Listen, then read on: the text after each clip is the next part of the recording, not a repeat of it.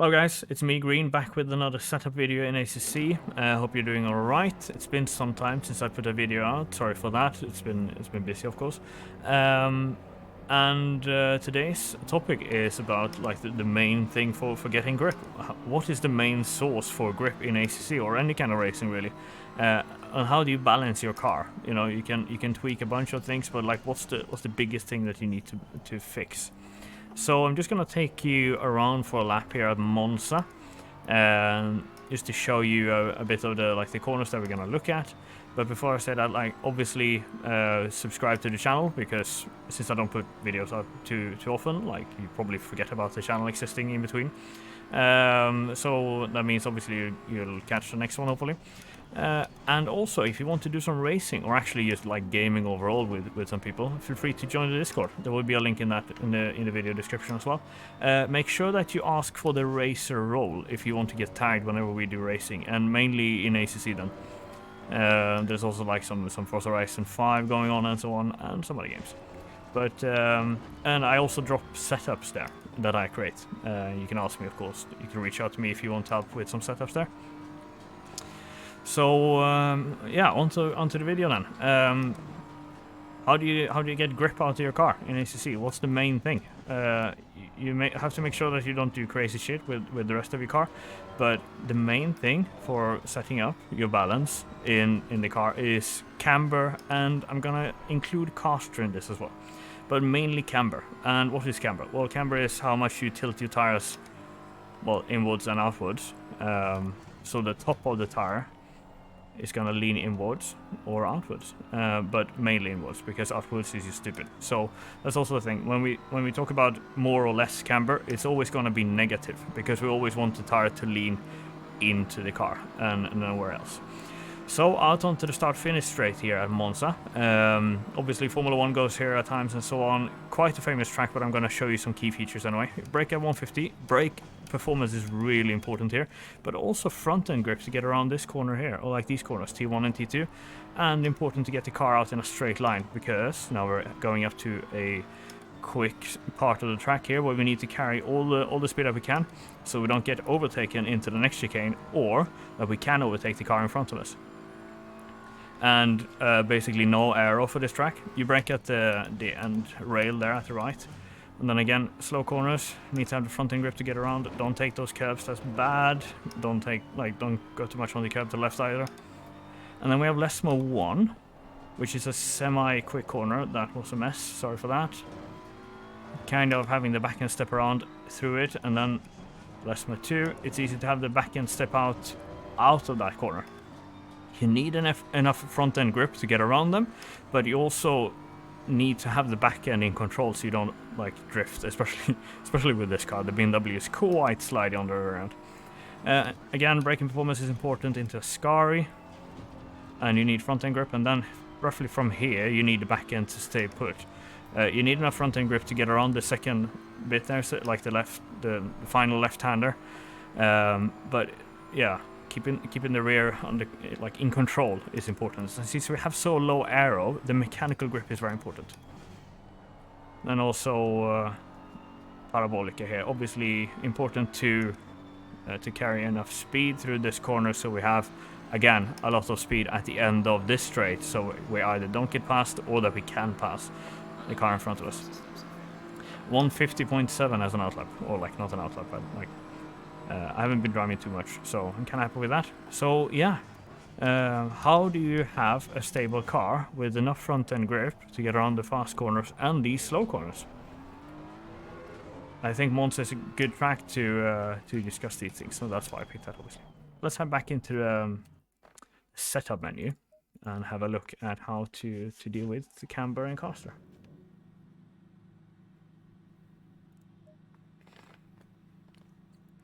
So you can see my setup here, a V12 version 12, made for track 27. It's track 28 now, but I've also seen that they're quite hot, so I should actually lower these pressures a little bit. But what we can establish from the beginning is that we have 36 degrees of camber on the front end and 34 on the rear end, which is actually surprisingly low here and surprisingly high on the rear end. And then we have caster 10.8. So first of all, what is camber then, as I said before? Camber is how much you tilt the tires inwards. And what happens when you tilt the tires inwards, the contact patches go like this, and you create a force called camber thrust in the direction the tire is tilting. So obviously with driving straight ahead, they cancel out. But when you go into a corner, you're going to lean onto one tire, and that tire is going to be favored, and that tire is going to give more force into the corner. And what is important is that you balance it front to rear.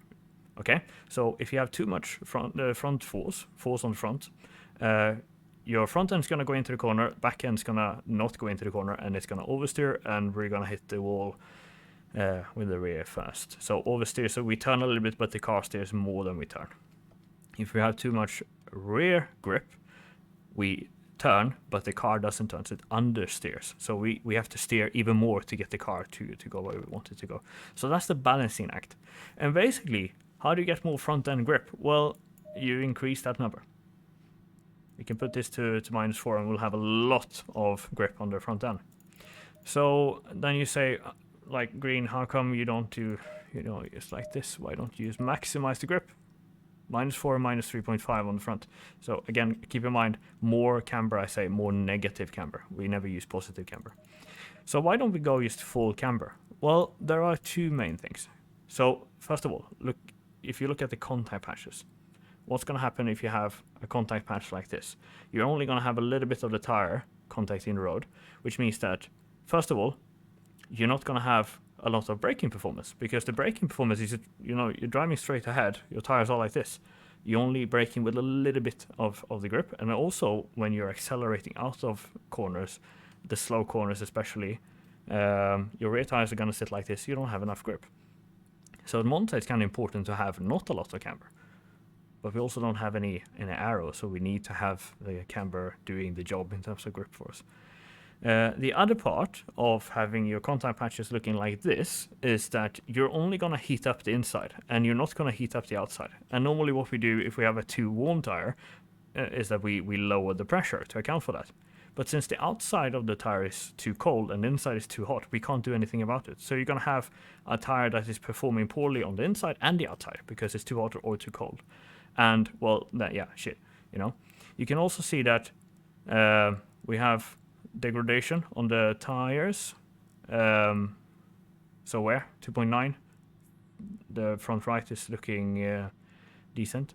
But the thing is that if we have a lot of camber, we're going to wear out the insides a lot, which is not good, because you want to utilize all of the tire, So wear and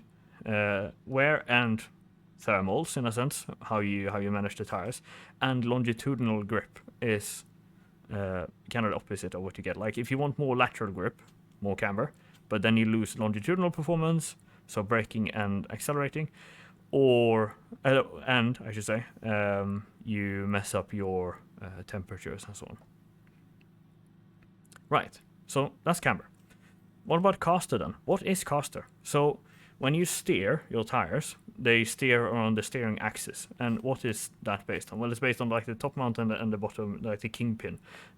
Not in this car, it's not going to be a top mount, but there's an axis basically, and the inclination of that axis, steering axis, like this, is kingpin inclination. So this is not the same as the tire angle. This is just the angle of that the steering is rotating around. If you think about an American, like a shopper, like those bikes, the fork goes forward. It's going to have a lot of angle when you steer.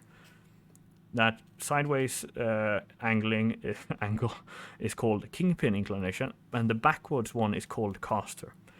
So what I do when I increase this one is that I take the steering axis and tilt it more backwards. Now we have to think what this does. It's kind of complicated, but also not. What it's going to do is that, on those choppers, when you steer, since the steering angle is going forwards, you're not steering the tire, like the front tire, as much. You're actually leaning it, And leaning it, leaning a tire, that is camber. So what happens if you have a higher caster angle, we tilt the steering axis further back, you're going to lean the tires more as you steer. So when you steer a lot, like through the slow corners here, you're going to get camber. Which means that if you need to get through T1 and T2 better with more front end grip, but you can't increase camber because then you have too much oversteer. You can actually increase caster because it's going to dynamically give you more camber the way you're steering. Not only like this, more camber like that, but actually more camber the way you're steering. And you're actually going to notice that even in high-speed corners, such as like in Puhon at Spa, Silverstone and so on, it's going to help you get some more front-end grip, or like more solid like feeling in a sense. But it's mainly when you have high steering angles that you get more camber like that and more force. So what's the drawback of that, and why don't we go like full tilt like that, you know? There are two parts again.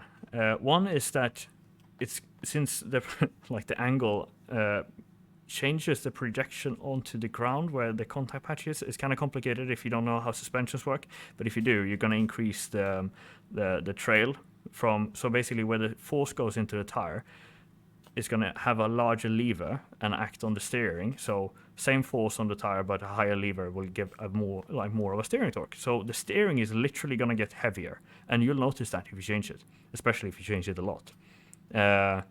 For some cars that is quite good because they don't have a good steering feel. So you can actually increase that to get a bit more of a steering feel.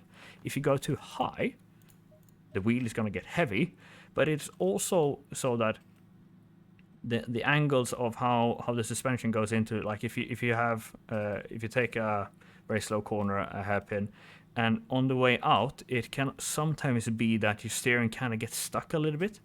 And you accelerate out of the corner, but the steering doesn't align back, which means that you can actually have like an oversteer situation that you didn't want to create because the steering actually gets stuck. That is the feeling that you can get.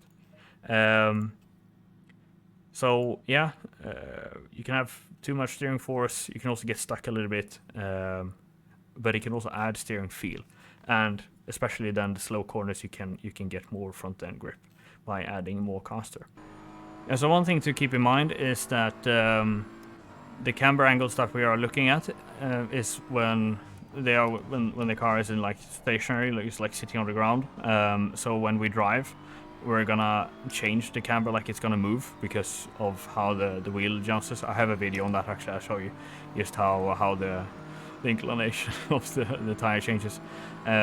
It can be because you sit down because of aero, like the aero pushes the car down and so on, or you go over bumps and the tires will change. Okay, so just looking at how the camber changes while the tire goes up and down, so the wheel jumps. You can see how it, well, you know, the camber changes quite a bit. Nice section of sky there. But yeah, that's it for today, I think. Thank you guys for stopping by. Hope you have a nice like evening or day or wherever you are, and a nice next week. And I'll see you in the next one. Bye bye. Obviously, we want to have a nice balance in between the front and the rear axle. If we have too much front end grip, we're gonna oversteer. If we have too much rear end grip, we're gonna understeer. And if we don't have enough grip at all, we won't be very quick, you know. So what happens is that you'd actually, oh, speaking of oversteer, anyways,